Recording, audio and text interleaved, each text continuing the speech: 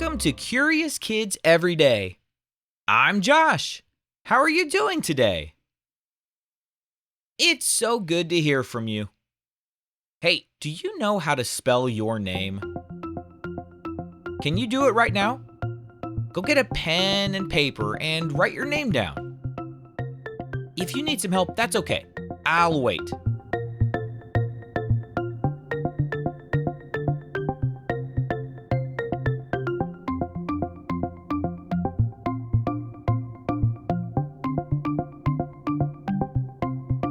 Okay, did you do it? Now look at those letters. Have you ever wondered, where do all of those letters come from? Who invented the alphabet? Have you ever stopped to think about how amazing writing is?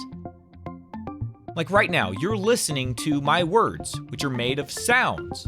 And if I wanted to, I could write those sounds down on paper using just a bunch of little shapes that we call letters. But who came up with all of this? How did the alphabet even start? Let's find out. Okay, imagine this. You're trying to send a message to your friend. Maybe something like, "Let's meet by the tree after dinner." But instead of using letters, you have to draw pictures. What picture would you draw to tell your friend that you want to meet by the tree after dinner? Can you try it now?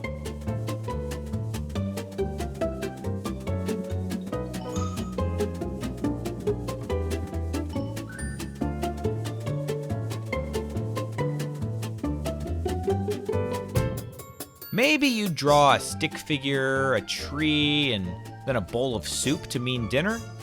It might be a little confusing to try to convey what you're trying to say using just drawings, but believe it or not, that's how some ancient people used to write. They didn't have an alphabet.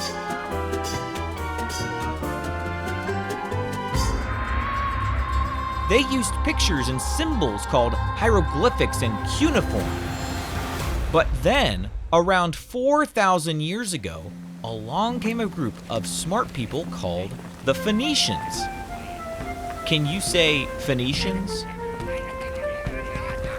They lived near the sea and traveled a lot, trading goods with other people.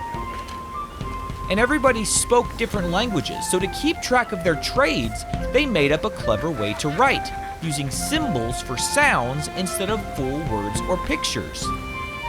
This was the beginning of something special. They didn't use vowels yet, but it was the first real alphabet.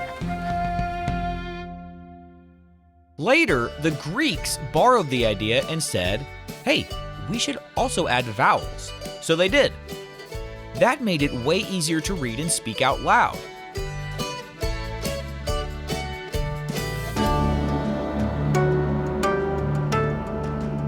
After that, the Romans came along and made even more changes to the letters.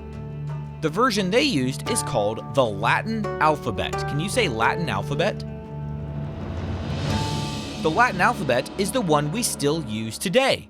A, B, C, all the way to Z. A, B, C, D, E, F, G, H, I, J, K, L, M, N, O, P, Q, R, S, T, U, V, W, X, Y, and Z. In fact, the word alphabet comes from the first two letters of the Greek alphabet, alpha and beta, alphabet. So when you write your name, spell a word, or read a book, you're using a super old idea that got passed down, shaped, and improved over thousands of years. And guess what? You're a part of that story now too. Every time you spell a word or speak, you're carrying on a tradition that started 4,000 years ago. And you'll pass it on to your children, and they'll pass it on to their children, and on it goes. I have loved helping my kids learn how to talk and read and write. I hope you do too one day. All right, let's have a quick quiz. Who were the first people to create an alphabet that used symbols for sounds? You can thank the Phoenicians for that. What group added vowels to the alphabet? That was the Greeks. What is the name of the alphabet we use today? It's called the Latin alphabet. Let's play true or false. True or false? The word alphabet comes from the first two Greek letters. That's true. Do you remember what those letters were called? Alpha and beta. True or false? Ancient Egyptians used letters like we do today. That is false. They used pictures. True or false? The Romans helped shape the alphabet we still use. That is true. True or false? The alphabet was invented in the last 500 years. That's false. It was over 4,000 years ago. Would you rather write using only pictures like the ancient Egyptians, or create your very own brand new alphabet?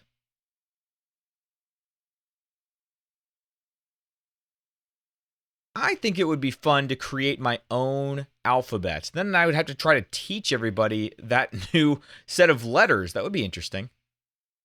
Okay, here's a bonus game. This is called Words in Alphabetical Order. I'm going to say a few words. The first word will start with A, then B, then C, and so on. And you shout, "Stop!" when something's out of alphabetical order. Okay? Are you ready? Here's the first round. Apple. Banana. Cat. Dog. Pizza. Oh, yep, that was where we stopped. It goes A, B, C, D, E, but pizza starts with a P. All right, here's round two. Ready? Ant. Ball. Car. Hat.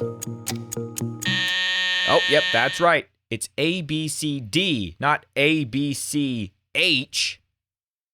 Okay, let's play one more round. Ready? Apple. Bear. Chair. Drum. Ice. Oh, yep, right there. That's the one. A, B, C, D, E, not A, B, C, D, I. Nice work. The alphabet isn't just a bunch of random letters.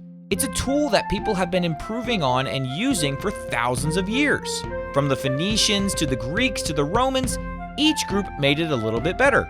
And today, it's your turn to use it every time you write, read, or speak. You're part of the alphabet's long, amazing story.